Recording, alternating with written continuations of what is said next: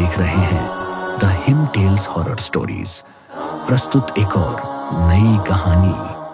आधी रात के वक्त जयपुर की सारंगा जेल एक अजीब सी खामोशी में डूबी हुई थी। उसी जेल के कैद खाना नंबर 13 से हल्की हल्की सिसकियों की आवाज गूंज रही थी। जहां बाकी सारे कैदी वक्त रहते सो चुके थे, वहीं समीर नाम का एक शख्स घुटनों में मुंह छुपाए इस तरह रो रहा था जैसे वो अपनी जिंदगी से पूरी तरह तंग आ चुका हो।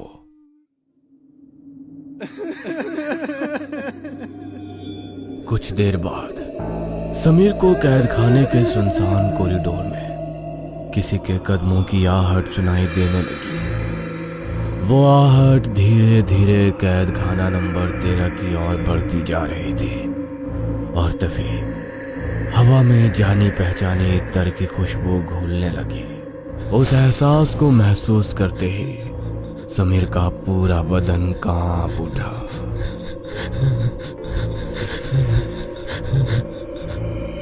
फिर से वही कदमों की आहट और ये इत्र की खुशबू। नहीं, ऐसा नहीं हो सकता, नहीं हो सकता। लगता है मैं सच में पागल हो गया हूँ।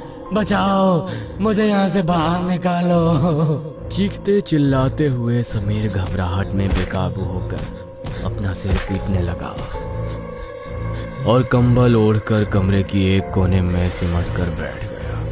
मगर उसकी आंखें अब भी सलाखों के उस पार जमी हुई थी और तभी सलाखों के उस पार से किसी ने बहुत धीमी सी आवाज में उसे पुकारा। समीर, समीर उठो ना, देखो मैं आ गई हूँ। तुमने मुझे वो ही इत्र लाने का वादा किया था। तुम ही तो कहते थे उसकी खुशबू मुझे हमेशा तुम्हारे पास रखेगी। तो फिर तुम ऐसे यूं मुझे अकेला छोड़कर कैसे सो सकते हो? उस आवाज को सुनते ही समीर के शरीर का खून जैसे ठंडा पड़ गया। ना चाहते हुए भी उसे सलाखों के उस पार देखना पड़ा, जहां उसकी नजर दो डरावने सफेद पैरों पर जा टिकी और अगले ही पल कर दो मुझे। उसने फौरन अपनी आंखें बंद कर ली। मुझे छोड़ दो, मुझसे गलती हो गई, माफ कर दो मुझे। समीर, नहीं, तुम ऐसा नहीं कर सकती। नहीं, मैं तुम्हें आजाद करने आई हूँ। आओ चलो मेरे साथ। अचानक समीर को ऐसा महसूस हुआ जैसे उसके पैरों को बर्फ जैसे ठंडे हाथों ने जोर से पकड़ लिया हो। वो अपनी पूरी ताकत लगाकर जान बचाने के लिए चीखने लगा।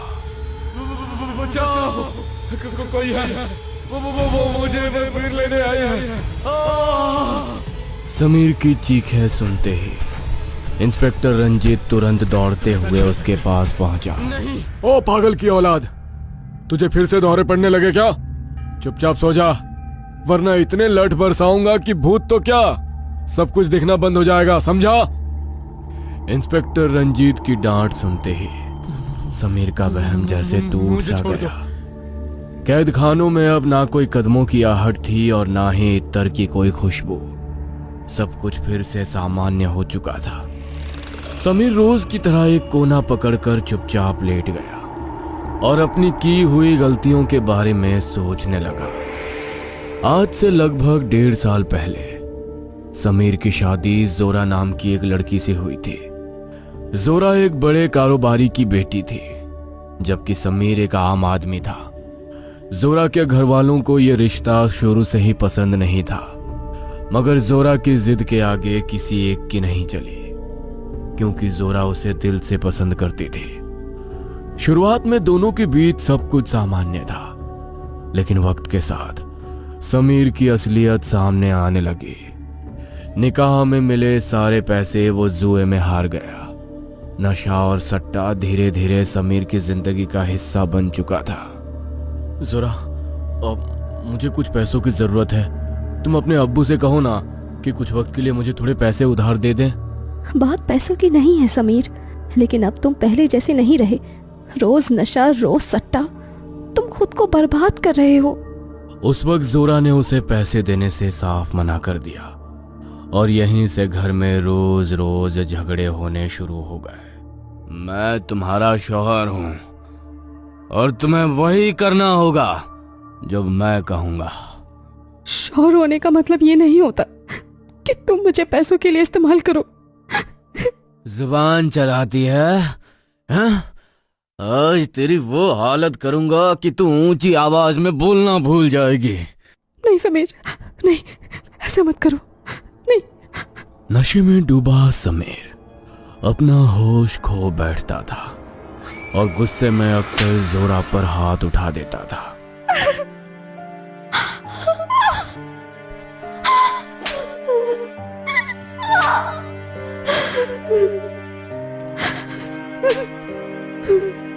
जोरा अपने किए गए फैसले को लेकर अंदर ही अंदर पछता रही थी, मगर अब वक्त बहुत आगे निकल चुका था। आखिरकार एक दिन जोरा अपने ही घर में मरी हुई पाई गई। पुलिस ने मामले की जांच पड़ताल की, मगर उस वक्त समीर लापता था। पुलिस ने उसे ढूंढने की बहुत कोशिश की, लेकिन काफी समय तक उसका कोई सुराग नहीं मिल सका। शायद पकड़े जाने के डर से समीर मौका पाकर वहां से भाग निकला था। इसीलिए वो अब किसी अनजान शहर में एक गुमनाम जिंदगी जी रहा था।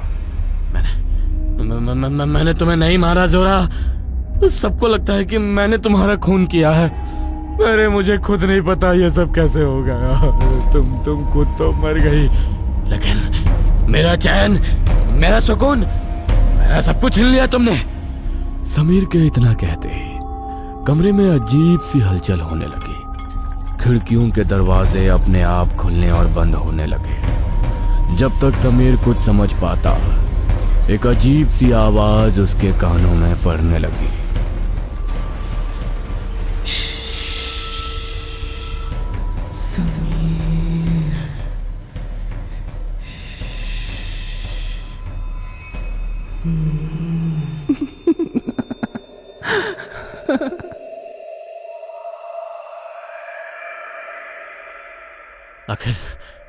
आखिर तुम मुझसे चाहती क्या हो? क्यों रोज रोज मेरे सपनों में आती हो? क्यों? मैं तुम्हें अपने साथ लेने आई हूं समीर। ना चाहते हुए भी समीर ने जब उस आवाज की तरफ देखा तो उसकी सांसें हलक में अटक गई। उसके बिल्कुल सामने उसकी मर चुकी बीवी खड़ी थी, मगर अब उसका रूप पूरी तरह बदल चुका था। सफेद पड़ा हुआ बेजान शरीर, फटा हुआ सिर और उसका चेहरा भयानक नजर आ रहा था। नहीं, तुम यहाँ नहीं हो सकते। ये सब मेरा वहम है। मेरा दिमाग मुझसे खेल रहा है। देखो समीर, मैंने वही इत्र लगाया है जो तुम्हें सबसे ज्यादा पसंद था। समीर वहां से भाग खड़ा हुआ। उसे लग रहा था कि अगर वो इस जगह से दूर भाग जाएगा तो शायद जोरा उसका पीछा छोड़ देगी, मगर ये सिर्फ उसका भ्रम था। वो जहां जहां छिपने की कोशिश करता, उसे हर जगह अपनी मरी हुई बीवी नजर आती। मेरा पीछा छोड़ दो मुझे। समीर के हालात दिन ब दिन इतने बुरे हो गए थे कि वो कूड़े कचरे से खाना उठाकर खाने लगा था।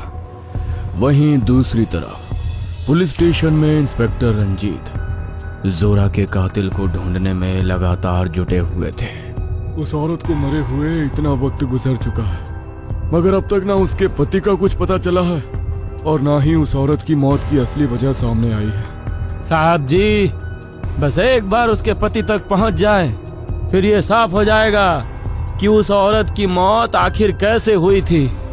पुलिस जोरा की मौत की गुत्थी सुलझाने की कोशिश में लगी हुई थी। उधर समीर ना ठीक से जी पा रहा था और ना ही उसे मौत नसीब हो रही थी। वो अक्सर दीवार पर अपना सिर पीटता रहता था। उसे खुद भी ठीक से याद नहीं था कि आखिर जोरा की मौत कैसे हुई थी। लेकिन अगर समीर ने जोरा को मारा था तो जोरा की रूह उसे मार क्यों नहीं रही थी, और अगर वो बेकसूर था तो फिर उसकी जिंदगी इतनी बदतर क्यों हो गई थी। ऐसे ही कई सवाल इस कहानी को किरोल रहे थे।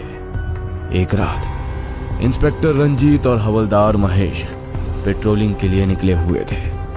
तभी उनकी नजर सड़क के किनारे भौंकते हुए कुत्तों पर पड़ी। वो कुत्ते रास्ते में पड़े एक आदमी को नोच रहे थे। बचाओ बचाओ। महेश, गाड़ी रोको, वहां कोई मुसीबत में है। जी सर। महेश ने तुरंत गाड़ी रोक दी, लेकिन जब दोनों उस आदमी के पास पहुंचे तो वहां एक भी कुत्ता मौजूद नहीं था। एक पल के लिए इंस्पेक्टर रंजीत को अपनी आंखों पर यकीन नहीं आया, पर जैसे ही उन्होंने उस आदमी का चेहरा देखा तो वो हैरान रह गए। और उसी पल उन्हें एहसास हुआ जिस आदमी की उन्हें तलाश थी ये वही समीर था। लेकिन इससे पहले कि रंजीत और महेश उससे कुछ सवाल करते, वो शख्स वहीं बेहोश हो गया। ये तो वही कातिल लगता है महेश, जिसकी हमें तलाश थी। हाँ साहब, ये वही है, अपनी पत्नी का हत्यारा। मगर ये पागलों की तरह बेवजह क्यों चिल्ला रहा था? अब इन सवालों का जवाब होश में आने के बाद यही दे सकता है। इसे तुरंत यहाँ से ले चलो। हवलदार महेश और इंस्पेक्टर रंजीत ने उसे उठाया और पुलिस स्टेशन ले गए, जहां उन्होंने उसके चेहरे पर पानी के छींटे मारे, जिससे उसे होश आ गया। काफी वक्त बाद समीर कुछ हद तक सामान्य हो सका। फिर उसने कांपती आवाज में अपनी पूरी आप बीती उन दोनों को बताई। उसकी बात सुनकर रंजीत हंस पड़ा। अच्छा, तो तू ये कहना चाहता है कि तूने अपनी बीवी को नहीं मारा और फिर भी उसका भूत तेरे पीछे पड़ा है? हाँ साहब जी। हरामखोर, तूने क्या पुलिस वालों को पागल समझ रखा है? मैं जानता हूँ तू ये पागल बनने की एक्टिंग सिर्फ इसलिए कर रहा है ताकि जेल की सजा से बच सके, लेकिन याद रख, मैं ऐसा होने नहीं दूंगा। समीर को जेल में डाल दिया गया, जहां उससे सच कबूल करवाने के लिए उस पर दिन रात टॉर्चर होने लगे। दिन तो जैसे तैसे गुजर जाता था, मगर रात के वक्त जेल में भी जोरा का साया समीर का पीछा नहीं छोड़ता था। समीर चीख चीख कर सबको बताता रहा कि जोरा उसे अपने साथ ले जाएगी, मगर किसी ने उसकी बातों पर यकीन नहीं किया। एक रात इंस्पेक्टर रंजीत जब कैदियों की जांच करने के लिए अपने कैबिन से बाहर ही निकले थे कि तभी उनके कानों में कैद खाना नंबर 13 से किसी के सिसकने की आवाज सुनाई दी। मगर जैसे ही वो वहां पहुंचे, उनके होश उड़ गए।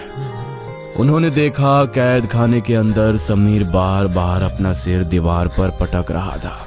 इंस्पेक्टर रंजीत जोर से चिल्लाया और दरवाजा खोलने की कोशिश करने लगा। ओ पागल, ये तू क्या कर रहा है? अरे खुद तो मरेगा ही, मुझे भी सस्पेंड करवा देगा। मैं कहता हूँ रुक जा। मैंने कहा था ना साहब जी, वह मुझे ले जाएगी। आज वह मुझे लेने आई है। इससे पहले कि इंस्पेक्टर रंजीत समीर को रोक पाते, समीर ने अपने ही हाथों से अपनी दोनों आंखें फोड़ ली।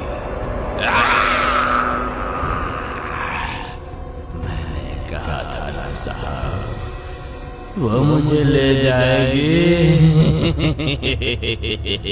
ले जाएगी यार।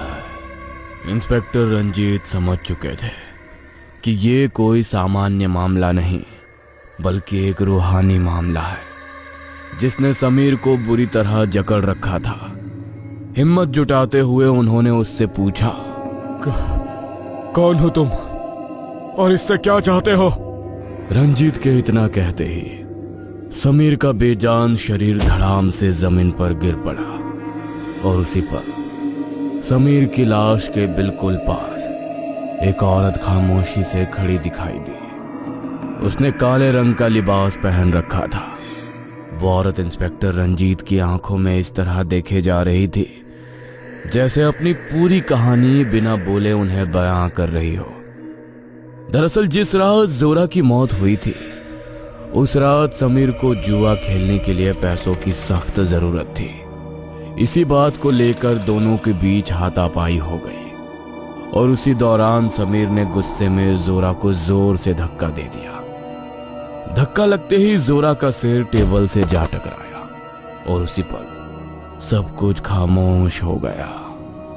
अगर समीर उसे अस्पताल ले जाता तो शायद जोरा जिंदा होती, मगर समीर पैसे उठाकर वहां से भाग गया। वह इतना नशे में डूबा हुआ था कि उसे याद ही नहीं रहा कि उसने जोरा के साथ क्या कर दिया। लगातार खून बहता रहा और जोरा तिल तिल कर मर गई।